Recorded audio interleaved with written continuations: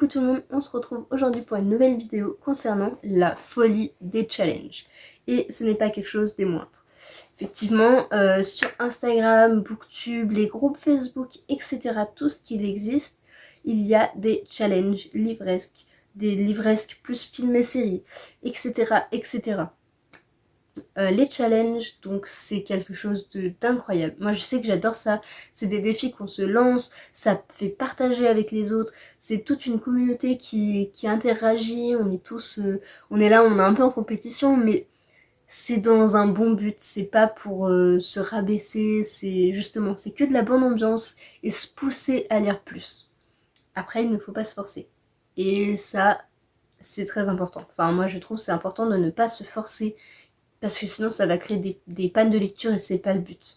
Le but c'est justement d'avoir un rythme de lecture assez fluide, et si on veut pas lire, on lit pas. Si on peut pas lire, on lit pas. Si on veut lire à fond, on lit, y a pas de souci. Mais pour moi je vois ça comme ça.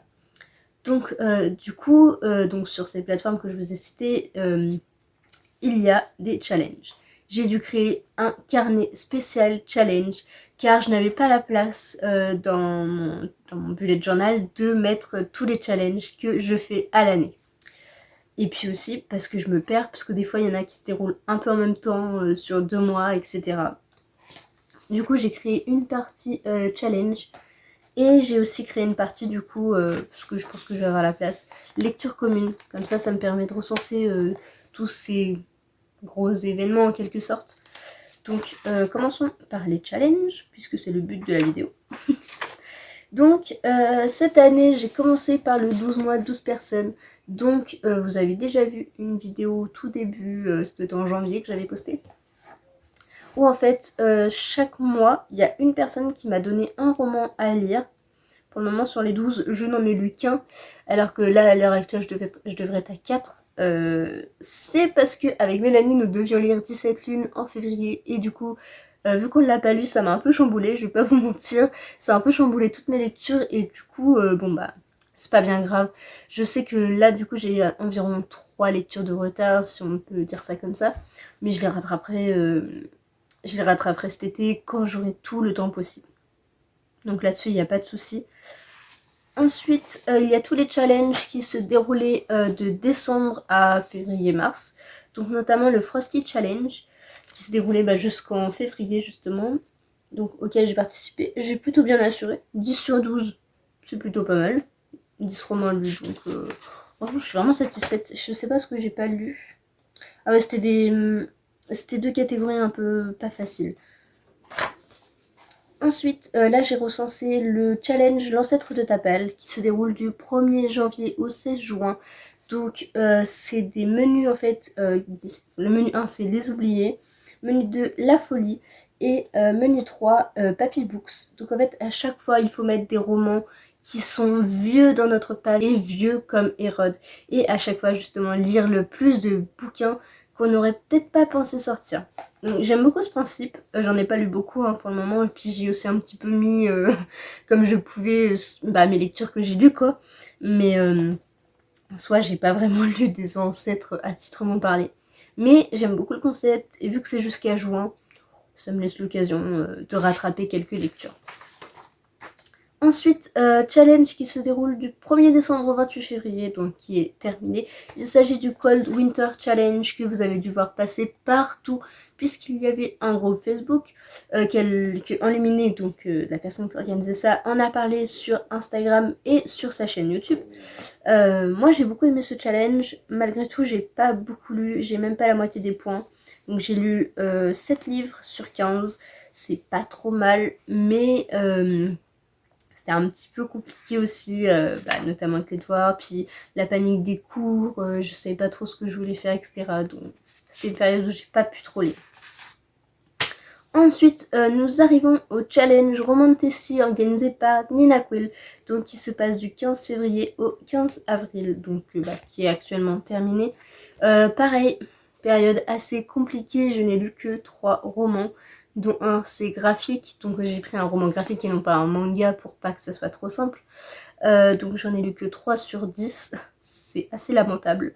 Mais disons qu'il y en a 2 qui sont en cours, du coup d'un sens, c'est comme si j'en avais lu 5. Voilà. Ensuite, j'ai participé à l'Arkelia Challenge. Donc, en fait, le but, c'était qu'il y avait des catégories. Il y en avait 6, 7, 7 c'est ça. Et il fallait lire le plus de romans possible. Mais on pouvait en mettre 15 dans une catégorie, 0 dans l'autre, etc., etc. C'est un peu ce que j'ai fait. Dans une catégorie, j'en ai mis 3. Une catégorie, j'en ai mis 2. Une autre, j'en ai mis 1. Ouais, il y a 3 catégories, j'ai pas du tout rempli. Parce que ça correspondait pas avec mes lectures. Mais c'est pas bien grave, du coup, j'ai lu 7 livres au total. Donc c'est pas trop mal. Après, on va pas se mentir, il y a quand même une BD, un manga et 3 romans graphiques.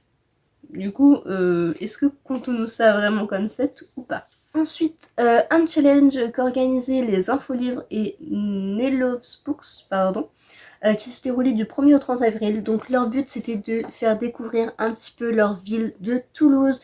Donc c'est pour ça lire en rose. Et j'ai beaucoup aimé préparer ma pile à lire pour ce challenge. Notamment parce que c'était des noms assez mignons, je sais pas, j'ai bien aimé. Donc, par exemple, il y avait la ville en rose, jardin japonais, Nougaro, le Capitole, côte pavée, le muséum, etc. etc. Et j'ai trop aimé ce challenge. J'ai lamentablement raté parce que j'ai lu un seul livre sur tout ça. Donc imaginez le nombre qu'il y a d'ouvrages que je devais lire. Mais pareil, les cours et les partiels qui arrivent là, fin de semaine, donc bon, tant pis, on verra les challenges plus tard. Ensuite, j'ai pas écrit les autres challenges, mais je sais qu'à l'heure actuelle, j'en ai 3 déjà sur Instagram qu'il faut que je recense. C'est la folie, je vous l'ai dit. Et encore, je n'ai pas écrit ceux des années passées. Et ça, c'est vraiment les challenges que j'ai commencé en 2021, ou en décembre, à cheval sur 2020-2021. C'est une cata, je fais tout le temps des challenges, tout le temps je me dis « Oh, c'est sympa, je vais participer » et hop, je pars là-dedans et du coup, je m'en sors plus. Il y a même des challenges que du coup, j'ai dû décider d'arrêter parce que je ne pouvais plus. C'était trop la folie, c'est ce que je vous dis, c'était une cata. Donc, est-ce que, comme moi, vous avez dû créer un carnet spécial challenge parce que vous ne vous en sortez plus ou pas, justement, ou vous participez pas du tout au challenge, ça ne vous intéresse pas? En tout cas, pour ma part, vous avez compris, c'est la cata, mais j'adore ça, vraiment. J'ai même pensé à organiser le mien, mais j'ai du mal. Parce qu'en fait, au niveau des inspirations, j'en ai plein, mais ça ressemble trop à certains challenges et j'ai pas envie de ça, du coup, pour le moment, je sais pas. Mais peut-être qu'un jour, j'organiserai mon propre challenge, donc pourquoi pas. Ensuite, dans ce petit carnet, j'ai aussi recensé les lectures communes, parce que pareil, j'en participe à beaucoup, je participe à beaucoup de lectures communes, j'en organise pas mal depuis mars, pardon. Donc la première auquel, on va dire la grande LC, pas les petites, parce que j'en ai organisé plus d'une, mais au niveau du nombre de personnes qui participaient, la première c'était Kéléana, donc organisée par Kimi Collection. C'était la première que j'ai faite à cette échelle et franchement c'était juste incroyable. Il y avait des débats, tout le monde donnait son point de vue, d'accord, pas d'accord, on discutait, qu'est-ce qui peut se passer, les hypothèses et tout, c'était incroyable. Donc du coup, ça m'a donné envie d'en faire d'autres. Et vu qu'elle organisait sur le faiseur de rêves que j'ai lu en janvier, je n'allais pas le relire, même si j'aimerais bien, mais je voudrais attendre un peu avant de le relire. Et j'ai commencé la muse des cauchemars, donc du coup j'ai pas m'emmêler les pinceaux. Donc du coup j'ai organisé la mienne qui était sur la passe miroir tome 1. Donc vous pouvez le voir, hein, le découpage est vachement plus grand. Mais c'est parce que les personnes qui étaient là avaient un rythme un peu moins soutenu. Du coup je préfère m'adapter un peu à tout le monde. De toute façon le but c'est pas de se mettre en danger de pas se faire plaisir. C'est ce que je vous ai dit. Le but c'est vraiment de se faire plaisir. Et enfin, la dernière que j'ai organisée, mais que je n'ai pas encore recensée là, ce que je vois, c'est les saisons de la tempête, donc de El Cosimano et Tété chez Deux Axus, qui est sorti le 25 mars, parce qu'il était prévu le 25 avril, le 25 février, pardon. Donc voilà, c'était la dernière auquel j'ai participé. Il y a celle de la Faucheuse tome 1 qui est actuellement en cours sur mon Discord. Et il y en a d'autres de prévus pour mai, juin et tous les mois à venir. Donc je suis vraiment trop contente. Du coup, dites-moi, c'est comme moi, bah, c'est la folie des challenges et aussi des lectures communes ou seulement des lectures communes et pas des challenges. Dites-moi tout hein, pour que je me sente moins seule et que je déculpabilise un petit peu. Donc voilà, n'hésitez pas à me dire ce que vous en avez pensé, etc. Et puis, je vous fais des gros bisous et à bientôt.